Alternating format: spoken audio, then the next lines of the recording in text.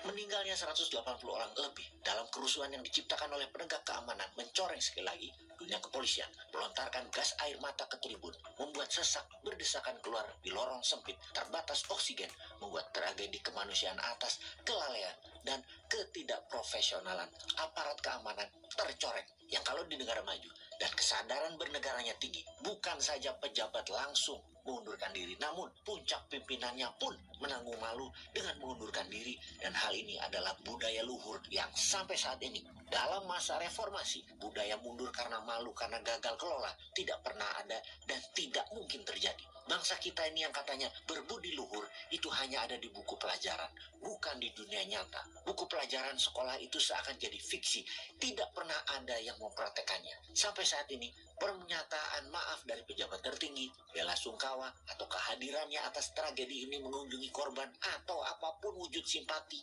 sedikit sekali, bahkan sepertinya tidak ada sama sekali, sepi. Gak penting itu nyawa 180 orang yang hilang itu, gak penting. Begitu kali di hati mereka ya. Gini kok masih mau jabat terus, dan begini kok masih banyak yang menganggap benar bernegaranya. Ampun dah, gak tahu lagi bagaimana mengingatkannya. Ingat umur ada batasnya, wahai pejabat.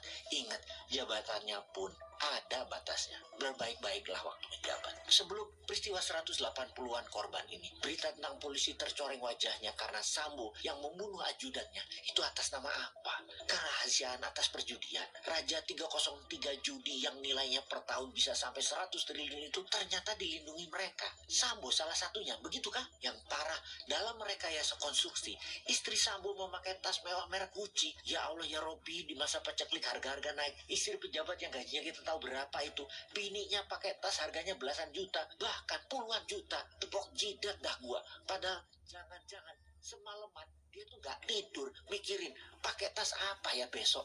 Ya udah ini aja deh yang paling murah, tas Gucci. Ampun dah gua. Pamer harta bini pejabat polisi ini menjadikan najwa narasi mengeneralisir kehidupan hedonis istri polisi ini yang suka pamer-pamer tas mahal. Padahal hanya beberapa istri polisi yang jabatannya basah dan nggak tahan mental untuk pamer aja yang melakukannya. Saya pribadi pernah melihat di Paris, istri salah satu pejabat, oknum deh, bawa fotografer pribadi kemana-mana, difoto dan dinaikkan ke sosmed mereka. Gila, di Paris belanja bawa fotografer, gaji laki lu pejabat, ya ketaker income-nya. Tapi sudahlah, lupa gua. Mungkin dapat dari warisan orang tua mereka yang tajir melintir. Lupa.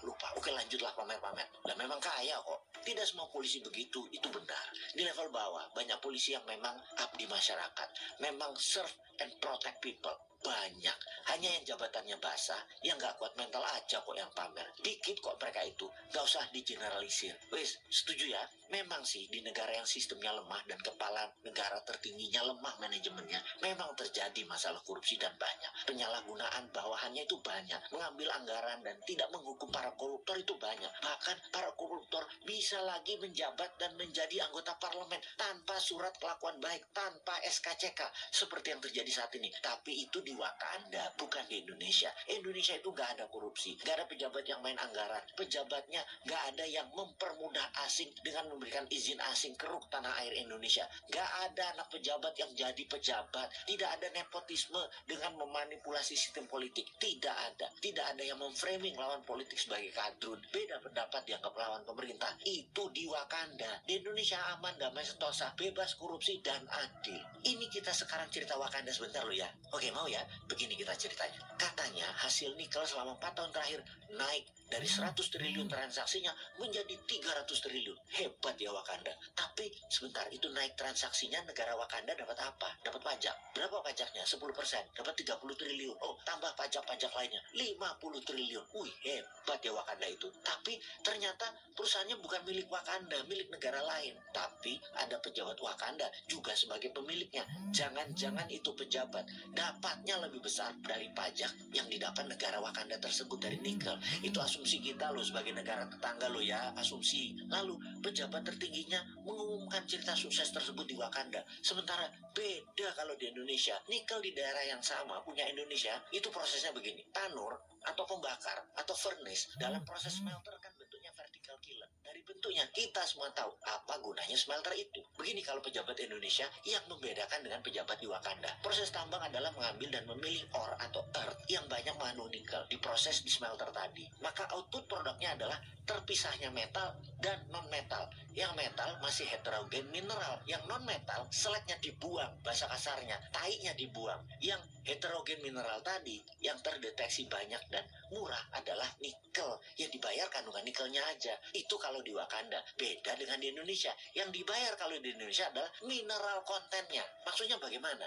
Dalam heterogen mineral isinya ada Ni atau nikel, ada Li atau lithium, ada Os atau osmium, ada Ir iridium. Ya kalau di Wakanda yang dibayar hanya nikel karena pejabatnya bermain. Kalau di Indonesia pejabatnya jujur, tidak mau mengalah dengan Tiongkok. Yang bayar ya harus mineral kontennya. Iridium dibaca 0,3%, osmium dibaca 0,7%, iridium dibaca 200 ppm. Semua dibayar, bukan hanya nikel yang 2,1% saja yang dibayar. Artinya apa? Dari setiap 1 ton ada 21 kilogram nikel plus 3 kilogram iridium plus 7 kilogram osmium. Ya bayar semua. Itu di Indonesia. Kalau di Wakanda sekali lagi, yang dibayar hanya yang 2,1% itu saja. Di Wakanda itu menghasilkan 300 triliun. Kalau di Indonesia hasilnya 100 triliun. Karena itu Indonesia kaya. Di Wakanda hanya dapat 50 triliun negaranya. Tiongkok yang dapat 1000 triliun. Udah gitu di Indonesia perusahaannya milik lokal 100%. Inilah yang membuat Indonesia negara paling tinggi GDP-nya di tahun 2045. Kalau di Wakanda sulit, masih sibuk ngurusin Gucci sama nggak ada sepak bola di sana, garing.